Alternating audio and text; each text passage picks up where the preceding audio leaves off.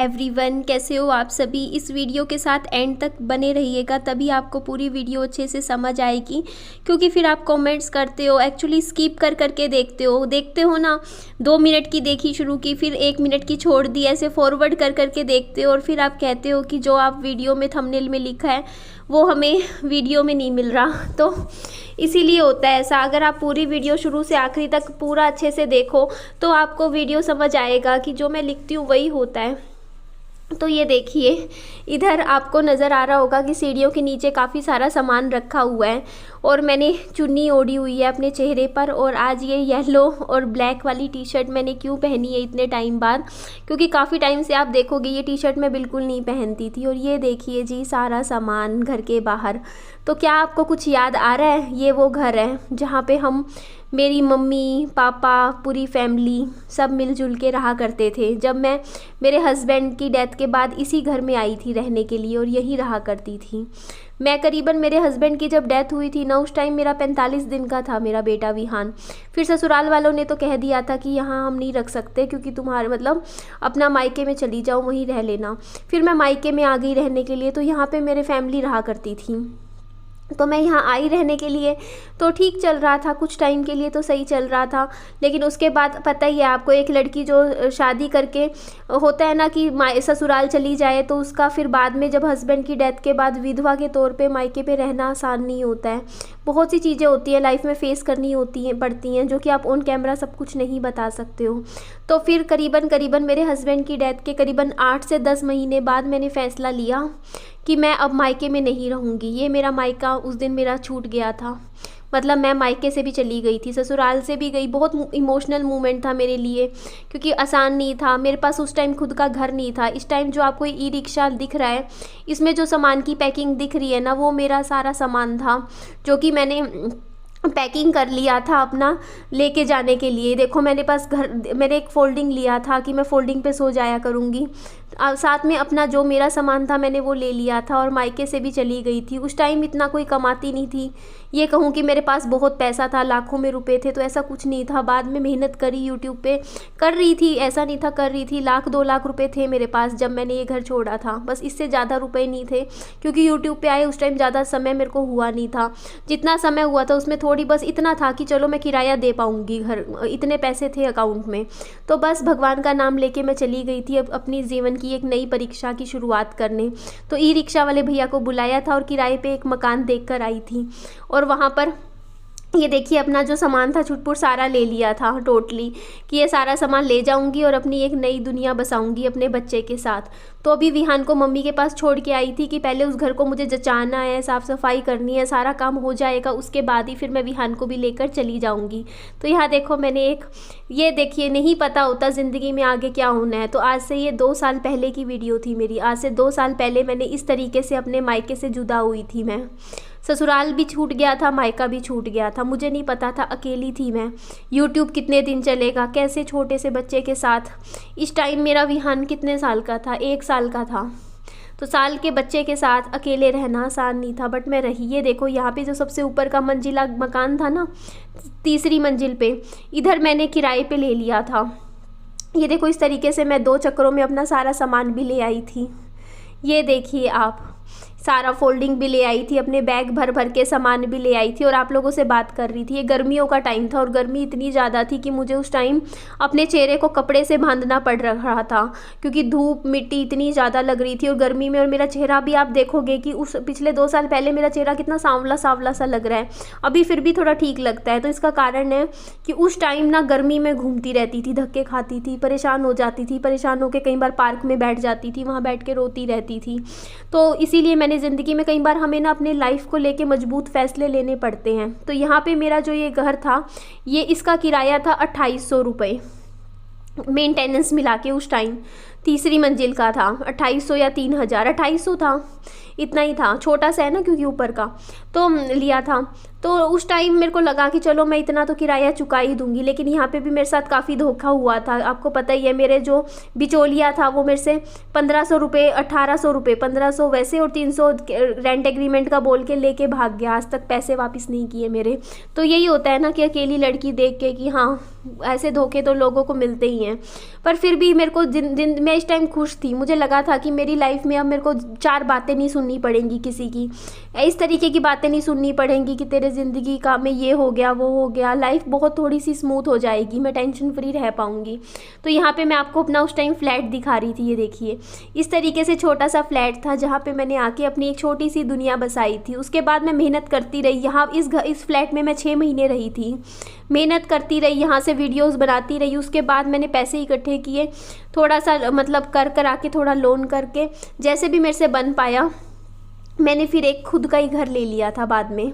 और बाद में उस घर में काम वाम करवा के फिर मैं शिफ्ट हो गई थी। उसके बाद मैंने खुद का इसी सोसाइटी में ले लिया था मैंने ग्राउंड फ्लोर का पहला मकान।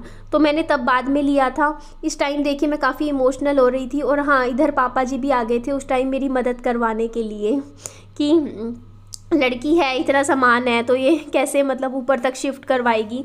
तो थोड़ा बहुत उन्होंने मेरी हेल्प करी थी, बैग वैग रखवा दिए थे। बाद में फिर विहान को यहाँ लेके आ गई थी। तो यही मैं बात बोल रही थी कि लाइफ में ये पॉइंट भी मैंने ज़िंदगी में देखा है। जो मैं बोलती हूँ ना, मैंने क्योंकि उस टाइम वीडियोस बनाई, तो मैं जो बात बोलती हूँ कि देखो मैंने उस टाइम ऐसे रही थी। मैंने मायका छोड़ के किराए पे चली गई थी, फिर किराए पे कुछ महीने रह के आगे फिर पैसा जोड़ा। तो ये सिर्फ मैं कहानी की तरह नहीं बोल रही हूँ, मैं आपको दिखा भी रही हूँ कि ये देखो मैं सच बोलती हूँ। ये देखो मैं बैग लेके आई थी और चली गई थी वहाँ से भी। एक अपना ये नई ये गली ना वो है जो जहाँ पे अब मेरा घर है ना, उस गली के पीछे वाली गली है ये। उसमें सबसे कोने का मकान होता था, ये सबसे ऊपर का लिया था मैंने क्योंकि ठीक मिल रहा था, सस्ता मिल रहा था। नीचे के थोड़े महंगे मिलते हैं, ग्राउंड फ्लोर आपको पता ही है महंगा ही होता है। तो आप कई बार कहते हो हमें कि पूरी फैमिली एक हो जाओ, फिर से दोबारा से उसी फ्लैट में रहने लग जाओ जहाँ पहले रहते थे मम्मी पापा फैमिली। हम आपको सबको एक होके एक ही घर में रहते हुए देखना चाहते हैं। मुझे पता है आप देखना चाहते हो, आपके कमेंट्स भी आते हो हैं। लेकिन क्या करें, जब वक्त था ऐसा जब एक होके रह सकते थे तो प्रॉब्लम्स इतनी आ गई थी कि क्या ही बताऊँ मैंने देखा है यार, बहुत मुश्किल होता था वो टाइम। इस टाइम मेरे को पता है मैं क्या फ़ील कर रही हूँ। इस टाइम मेरे को फ़ील होता है कि देखो अनिधि, मैं इस टाइम मेरे को नहीं पता था कि अब आगे मेरी लाइफ में क्या लिखा है, ज़िंदगी में क्या लिखा है, मैं क्या करूँगी। लेकिन कहते हैं ना कि भगवान जी एक रास्ता बंद करते हैं तो 4 रास्ते खुल जाते हैं। तो वही चीज़ है कि देखो एक रास्ता ख़त्म हुआ मेरी ज़िंदगी से तो दूसरा रास्ता खुला, वो था मेरी यूट्यूब का। मैंने सोच लिया कि अब मैं बहुत मेहनत करूँगी, दिन रात परिश्रम। मैं रोती थी, मैं दिन रात रोती थी अपने पति को याद करके। इस टाइम वीडियोस में भी रोती रहती थी, लेकिन मैंने वीडियो डालनी नहीं छोड़ी। मेरे को था कि मैं अपना काम करूँगी तो मेरी थोड़े से पैसे बनेंगे और मैं पैसे जोड़ के अपनी ज़िंदगी को थोड़ा सा अच्छा पॉइंट पर लेके जाऊँगी। तो ये देख लीजिए इस तरीके से। उसके बाद पापा जी की स्कूटी हुआ करती थी उन दिनों में। मेरे पास खुद का कोई व्हीकल नहीं था, ना मुझे चलानी आती थी, ना स्कूटी ना बाइक। ये देखो इस तरीके से सारा सामान मैंने रख दिया था। बाद में मैंने सारा जचाया था। कुछ सामान मैंने इस घर के लिए फिर लिया भी था नया, आपको याद होगा। फ्रिज खरीदा था मैंने, बेड खरीदा था, जो अब मेरे पास मैंने दूसरे घर में शिफ्ट कर दिया सामान। अलमारी भी ली थी लकड़ी वाली, क्योंकि जो सामान की ज़रूरत पड़ती थी इस घर के लिए मैं ख़रीद लेती थी।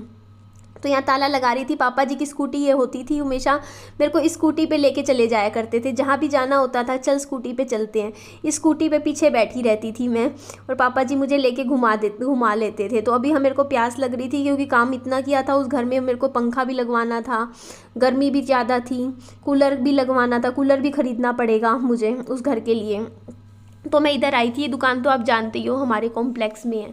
तो इधर से मैंने अपनी ये देखो ये लिम्का की बोतल, मैं हमेशा आप जानती हो लिम्का की बोतल ही पीनी पसंद करती हूँ। और ये देखो आज से 2 साल पहले मैं कहाँ थी, और आज भी कुछ ऐसा नहीं है कि बहुत अलग हूँ, लेकिन फिर भी चलो अपना एक छोटा सा घोंसला तो आज मेरे पास है घर।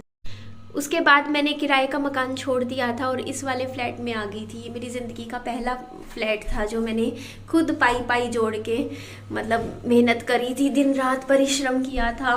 उसके बाद जब मैंने ये फ्लैट ले लिया ना, उसके बाद मेरे को ये होता था फिर चलो अब हम कुछ काम करवाएंगे। एक होता है ना कि एक उम्मीद की यार ज़िंदगी में पहला कुछ लिया है ठिकाना, छोटा सही इस पर कुछ अच्छा इसको सुंदर बनाएंगे। तो ये देखो पीछे मैंने इस तरीके से टाइलें लगवा दी थी इस फ्लैट में पूरे में। मुझे अच्छी लग रही थी उस टाइम, पता नहीं क्यों ये टाइलें लगवाई मैंने। कहीं ये वॉलपेपर लगवाई, काम करवाती रही, घर लिया, जहाँ जरूरत पड़ी, पैसे आते थे मेरे यूट्यूब से, महीने की इनकम बनती, मैं घर पे लगा देती थी क्योंकि शौक था, नया घर है, मैं सोचती थी चलो ये देखो बैठने के लिए ये बेड खरीद लिया, कभी अलमारी खरीदी, कभी टीवी खरीदा, उसके बाद कूलर खरीदा, सारा घर का सामान फिर से बनाया मेरे पास। मैंने सच में यहाँ से शुरुआत की थी अपनी ज़िंदगी की, सच्ची में। कोई मतलब कुछ भी कहे मेरे बारे में, वीडियोस बनाए या कमेंट करे कि हाँ निधि ऐसी है, निधि ड्रामा करती है, निधि नौटंकी करती है, चाहे कुछ भी बोले मेरे बारे में, लेकिन सच्चाई पता ये है, यहाँ से शुरू किया था मैंने अपनी ज़िंदगी, बिल्कुल ज़ीरो से, कुछ नहीं था मेरे पास, और सिर्फ एक बच्चे की जिम्मेदारी थी। एक छोटा सा बच्चा, कितना मुश्किल होता है छोटे बच्चे के साथ काम करना, पैसा कमाना छोटे से बच्चे के साथ। मतलब मेरी किस्मत ने तो मुझे ऐसी पॉइंट पे लाके खड़ा कर दिया था कि जहाँ पे दर दर की ठोकरें और लोगों की सुननी पड़े, ऐसी जिंदगी बन गई थी मेरी। समझते हो ना, बिना पति के ससुराल वालों ने मुंह मोड़ लिया था मेरे से, पति के जाते ही 13 दिन बाद ही कि खत्म, हमें लेना देना नहीं तुझसे। अब मेरे ऊपर क्या था, मैं अकेली वो घर में, मतलब जो घर मैं 2.5 साल अपने पति के साथ जिस ससुराल में घर में रहा करती थी, उस घर को मुझे देखने को भी नहीं मिला। वो घर मेरे पति के जाने के बाद उन्होंने अपने दरवाजे घर के मेरे लिए बंद कर लिए थे, आज खोल भी दिए। आज अब मेरे को कहते भी हैं, बुलाते भी हैं, आज 2.5 साल बाद, 3-3.5 साल बाद कहते हैं कि आ जा, बच्चे के साथ आ जा। अब मेरा जी नहीं करता आने का, मेरा मन में वो चीज़ें भर गई हैं, क्योंकि एक होता है ना याद, उस टाइम मेरे को मन में वो चीज़ रहती है कि यार बुरा वक्त में आप लोगों ने मुझे छोड़ दिया, कि मेरे को उस घर में जगह भी नहीं दी रहने के लिए कि मैं रह लूँ, उस टाइम साफ मना कर दिया कि यहाँ से जाओ। तो वही बात है, अब चाहे कुछ भी कारण दो आपकी, ये कारण था वो कारण था, सच्चाई तो ये है कि मेरे दुख वाले जो दुख के समय में आप लोगों ने मेरा कभी साथ नहीं दिया। तो अब मेरे को ना वो चीज़ें कभी मैं भूल नहीं सकती ज़िंदगी में, या हमेशा याद रहती हैं कि देखो मैं भी उस घर की बड़ी बहू थी।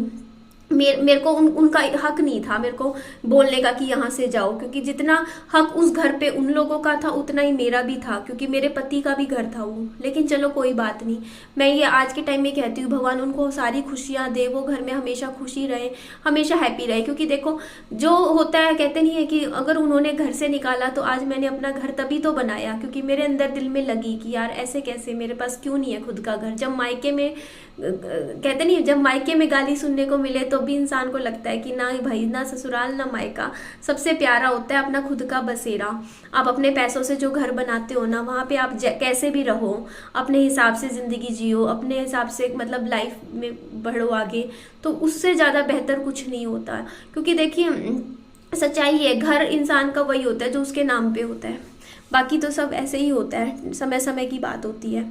तो इसीलिए ना मैंने ये अपना फिर ठिकाना बनाया, और बस यही है कि ठोकरें खाते हैं ना इंसान, तभी इंसान को समझ आती है। बादाम खा के कभी किसी को बुद्धि नहीं आई है आज तक, ठोकरें उसे ही आती है। तो ठोकरें खाई, लेकिन आज के टाइम में मेरे दिल में किसी के लिए भी इतनी सी भी कुछ नहीं है। मैं हमेशा ही सोचती हूँ भगवान सबको खुश रखे, बस चाहे वो कोई भी हो।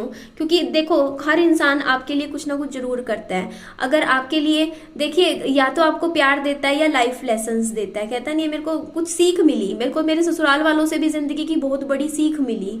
मैं उनको गलत नहीं बोलूँगी, क्योंकि उनकी वजह से ही तो आज मैं यहाँ पे हूँ, ठीक है। अगर वो मेरा साथ ना छोड़ते तो मैं खुद से कैसे संभलती, मैं अकेली खड़ी होना सीख ही नहीं पाती। मैं तो हमेशा सहारा ढूंढती रहती। बिना सहारे के इंसान तभी खड़ा होता है जब उसको कोई सहारा नहीं मिलता। तो जब इंसान की लाइफ में हर कोई आपका साथ छोड़ देना, तो वो टाइम आपके लिए सबसे अच्छा होता है, क्योंकि उस टाइम फिर आप खुद से उम्मीदें रखते हो। और इंसान दूसरे आपके लिए इतना करेंगे, लेकिन आप जब खुद से उम्मीदें कर लोगे ना, तो आप अपने लिए पता नहीं क्या कर सकते हो।